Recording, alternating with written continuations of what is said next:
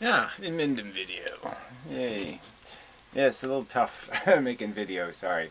A lot of stuff. Just, I'm doing the physics thing, which is a huge distraction. Brain has to think. And, irritating. And now I got this problem here and this where I live. They're selling the property. And, lots of changes to come. To yeah, the, some good. They're going to spend some money on the places, but the bad news is yeah, well, they might make it so I can't live here anymore. Rich people only. But anyway, we'll see. But anyway, I have to do a lot of whatever planning and figuring what's explaining the condition of the current stuff. Anyway, so then I have my garden. So lots of distractions.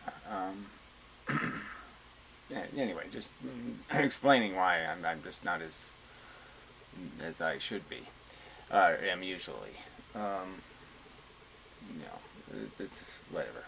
I'm also tired. I just been, I did quit drinking coffee, right? So I know it's a BS question. I mean, mostly it's just ruining my teeth. My teeth are just terrible. Yeah, I just don't think it's good for you to be dependent on the chemistry of coffee, especially the caffeine. So, I know I lived for years without it, and I did fine, and I'm just trying to go back to that. And, but yeah, it's really hard to get going. But it might be depression of some kind also, because people are depressing on the internet. They can cause you to sink into depression interacting with humans. No, they say they're human. Yeah, maybe. Nothing like they're doing human in a way I haven't seen it, or I don't understand it, and I'm not familiar with this version of human. But anyway. Yeah. So. I guess I should. No, I'll wait till the what the fuck to deal with Hawthorne Day. So anyway, AntiBullshitMan made a video, and he left a comment somewhere about some guy called Jordan something or other, Jordan Peterson, and I should somehow pick a fight with him. The problem is he sounds like that the Power of Myth guy. What the hell was his name? Bill Moyers and that. I can't remember names, damn it. But anyway, that guy. And I mean, all these metaphorical, let's go back into history and find heroes and do all of this bullshit. And that's really irritating. I mean, I just don't know if I want to argue with somebody who's just going to tell stories all day. Anecdotal stories of success. I'm not doing that right now. No. I'm not going to tell you twice. No. Okay. I'm not going to, so yeah, I don't know if I really want to get into that argument. So anyway, but he's talking about this guy, and he's talking to Sam Harris, and AntiBullshitMan is obviously not satisfied with either one's dealing with the reality of the ethics kind of questions. And morality and all that kind of bullshit. And so a thought I had on that subject was that I just thought I would bring up is that the problem is that our nature creates a certain ethic, a certain selfish ethic that's built into this machine. The incessant desire mechanism, satisfy a need and a new one will just, like a Pez dispenser, you'll just keep finding things to worry about. Because that's how we're built. We're built to just keep running on the find flaws, find things to fix, find things to fix. And I don't mean fix in necessarily a good way. I mean, usually the word fix means fix something that's really broken. I just mean fix in the sense of she's getting more boyfriends than me. He's got a bigger, than me. And, this kind of crap where we have to engineer superior positions and do I keep up with the Joneser thing and all that kind of crap? Joneser. Ew. That's a scary memory. But anyway, um, so that's the natural ethic. And then we have this cultural ethic, this cultural memes and such, of the nation, the nation, the nation, or the state, the state, the state, or the town, the town, the town, and this is the driving Pez dispenser thing, where it has its own needs, and you fix one thing and it's got to fix something else, and you got to fix something else, and it has all these imperfections that are constantly there and constantly demanding attention from our culture. We must preserve our culture. We must, blah blah blah, and technology, technology, technology, or whatever. All of these drivers. That this is the good life, manufacturing the good life, and this is always depends on the version of human you are. There's the people who are obviously full now of the anti, for different reasons. The anti because, the darkies are taken over, or the women's are taken over, or and then there's the people who are afraid of the technology, the genetically engineered food, run away. Scared of technology because they think all technology is polluting the environment, making things worse, and blah blah blah. So this is another kind of ethic that's built in. These are the values. So you have these crappy values from nature, which are so frickin' selfish. Then you have these crappy values of just traditions and superficial thinking. 9/11 was an inside job. Superficial treatments of the reality and the causes and the effects, and who's to blame. It's the bankers. It's the Fed. They just find some scapegoat to blame. So it's like a scapegoat kind of morality or ethics, where if we just kill the Fed, everything will be just fine. Kind of bullshit. And really, that's all we have. So we have this bastard child of morality that's built on these two things, and it's just they both suck. So the genetic code going in is sucky nature and suckier culture, and it's one ugly baby that you get as a byproduct. And so what the real smart person should be doing is talking about neither one of those things as being legitimate sources of information, truth, understanding of what might be of real value in this game we're playing. Because those two things are idiocracy and a completely ignorant, unintelligent design, the selfish gene. And so, and so Sam Harris and this other guy are probably just missing that boat altogether. It sounds like the Jordan Peterson guy is a guy who's all obsessed with this natural, tendency to winnow out the weak, and preserve the strong. Sam Harris is doing more of the, but that's not what we're really living for, is just to build strong humans in some arbitrary definition of strong. You want strong in some sort of the meaningful definition of strong. Like they have good character, they're intelligent. Yes, maybe they're not genetically great, maybe they can't jump 2 feet off the ground, they can't, but that stuff doesn't matter. Maybe they don't have arms and legs. He's saying there's more to life than being more to contribution than just some sort of Olympic test that's testing for one thing. Too myopic. So I guess I would argue that Sam Harris is more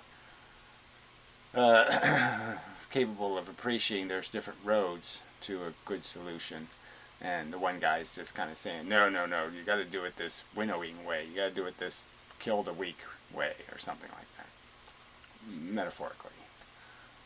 Kill them in the sense that don't give them power, don't give them control, don't give them blah blah blah, whatever that might be. Like I said, I don't know anything about this Jordan guy, so I don't know. I'm just going based on a cursory perception, based on barely listening to AntiBullshitMan. Because sometimes I can barely listen to him. But anyway, I didn't even watch the whole video. I'm not even being totally fair to whatever he was arguing. Entirely. I just thought the subject is somewhat interesting of why people fall short. Sort of what it's saying in a way. I mean, I think anti-bullshit's critique is that the logic stops at a certain point with all of these people, and they don't take it that one step further to recognize the sort of obvious truths. So people do this all the time in comments, and I have to go through all this stuff, and this is another thing I have to do on this channel. I just have to, is I have to categorize videos on subjects, so I don't have to do this repetitive bullshit where it's in the other video, but yeah, it's 5 minutes in another video, and it's who knows where that video is, and there's so many videos, and the titles aren't necessarily very helpful sometimes in describing the content of the video. And it's not very easy to describe the content of the video sometimes because there's a lot of subjects in the video.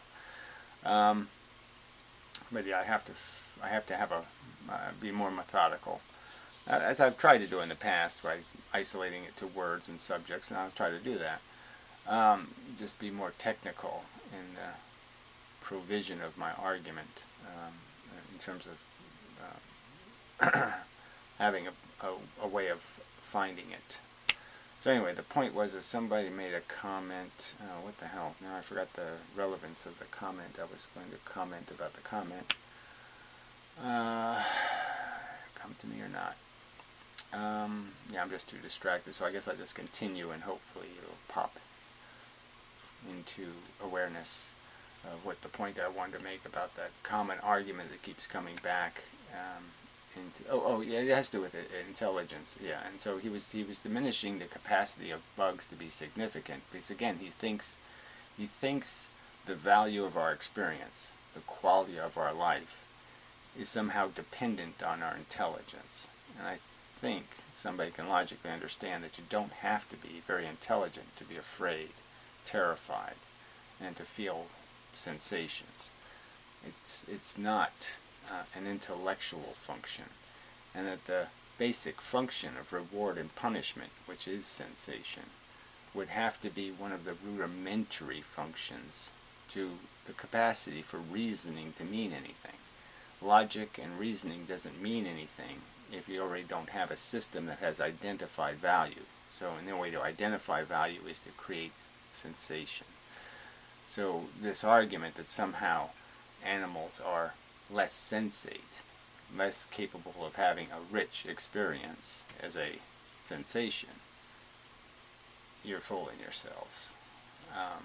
That's just illogical because it's the more rudimentary function. The feelings came first. It's just the way it has to be for the rest of it to make any sense.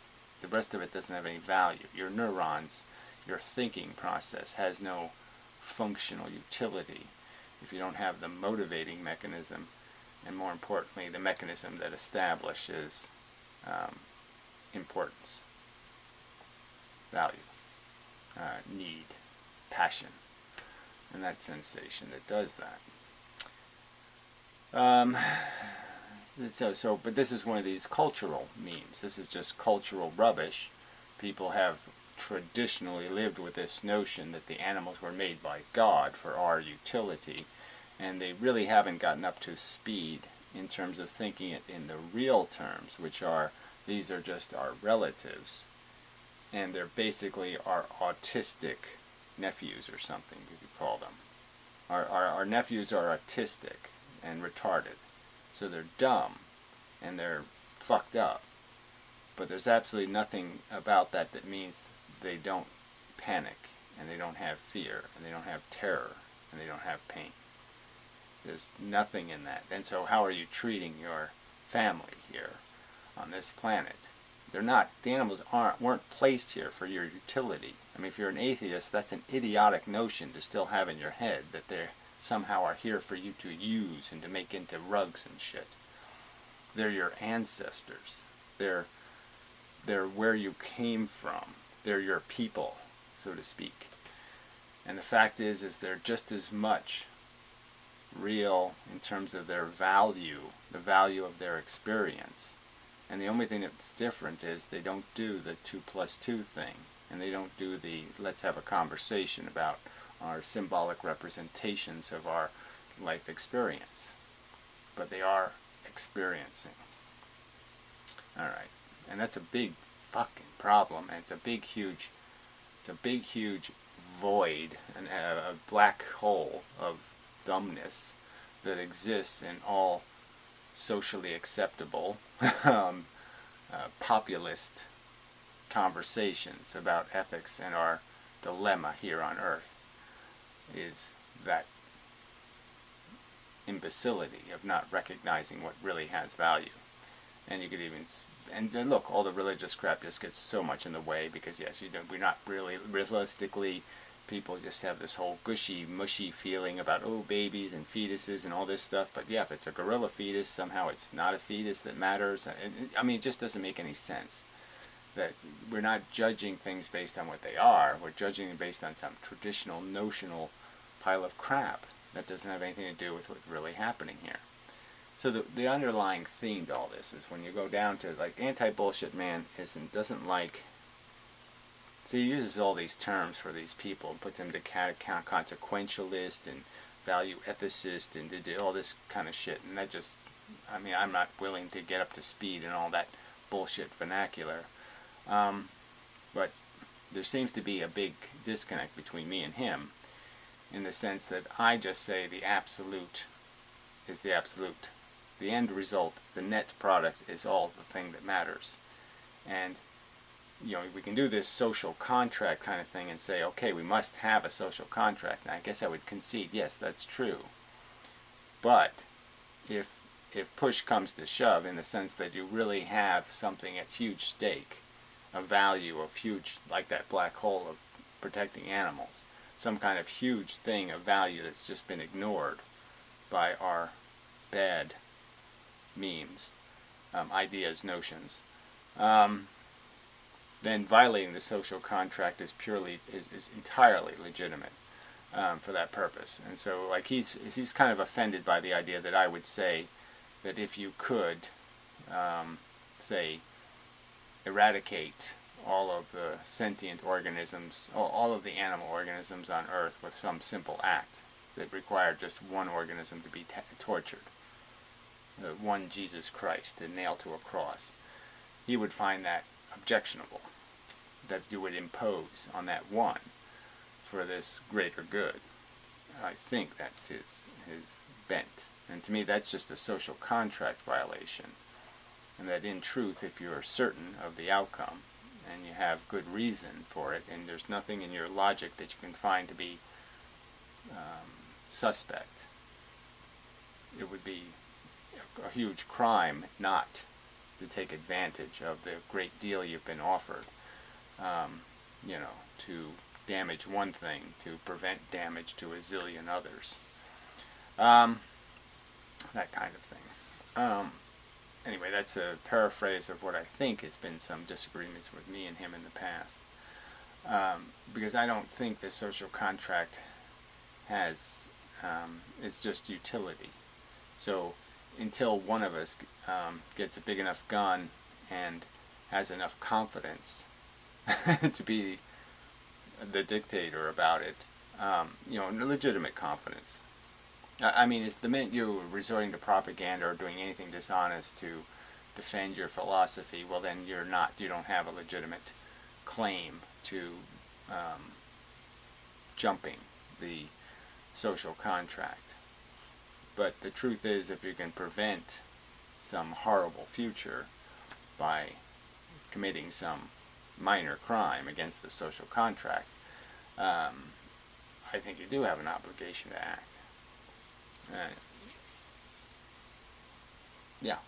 I mean, if I believe there was some steady road that just progressively led to the truth winning, if the guys in the white hats are inevitably going to win, you know, it's just a jagged line to get there, I'd say maybe not. But clearly that's not the world we exist in a sense that idiocracy has huge potential to keep us constantly tied to the quicksand, and we'll never get free of it. And that's really what this is about, is cutting the ropes that are binding us from actualizing intelligentocracy, progressing out of the swamp of bad traditions and bad notions of what we are here as programmed machines. And that's what we are. We're just so fucking mechanical, so fucking reflexive, and there's nothing beautiful about that when really understood for what it means consequentially, and to realize that everything that we aspire to, that we deem precious, is just a projection. Most of the stuff for most people, they're just projecting value onto this silly aesthetics. The pretty woman versus the ugly woman. This is not this is not a place to derive your understanding of the actual value in the actual universe. That is a disgusting bias built into this disgusting mechanism. The machine is an asshole. And the only thing that really has value here are the bits of truth that we can glean out of all these bad traditions. Little bits of knowledge we can say there's something right about that. Do unto others as you have others do unto you. Now, maybe as a statement it's not completely right, but as a theme there's something right in there. And the rightness is built into the idea that the other thing and me are really the same qualitatively, and one can't win by destroying the other. Now it doesn't say that, but that's in there. And it's also in there that if you don't want a conflict, don't throw the first stone. If you don't want a machine war, don't get into a fight with the machines. Don't cause it's a reflexive machine. Don't make it reflex. Just as you won't need to respond to asshole if something doesn't asshole on you. So don't be an asshole to somebody else. So it has to do with not only how our machines get into waste of time competitions, but it also just has a general statement. It gives you this understanding that you can't win by having a zillion autistic nephews that you don't take care of, that you leave to torment and torture, that you're then just being the master of a hideous Freddy's nightmare. You're not the master of a beautiful plantation and everything's wonderful and everything's great and everybody does well, everybody's healthy and happy. No, you're not. You're the owner of a concentration camp, and you have no right to be proud of that. You have no right to think it's okay. It's my concentration camp.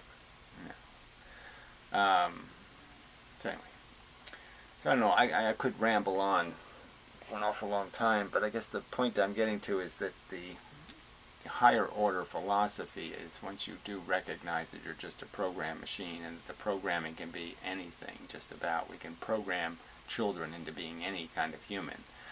And that, there's program, and I've made this argument before, there's the thing you live as a life, and then there's the thing you live as a influence. And those two things can be separated. So you can accept your dilemma of being a needful, wanting, selfish asshole, as long as you barrier it and don't allow the asshole to leak into the future and to implicate the welfare of the future. And but that, I don't think most people are most people can't concede the existence of the dilemma, let alone the fact that that solution requires a little bit of discipline and being very careful in how you live your life in terms of what you advocate for, and to recognize that you're investing in nonsense like colonizing space or some other kind of stuff. There's no legitimacy to this silly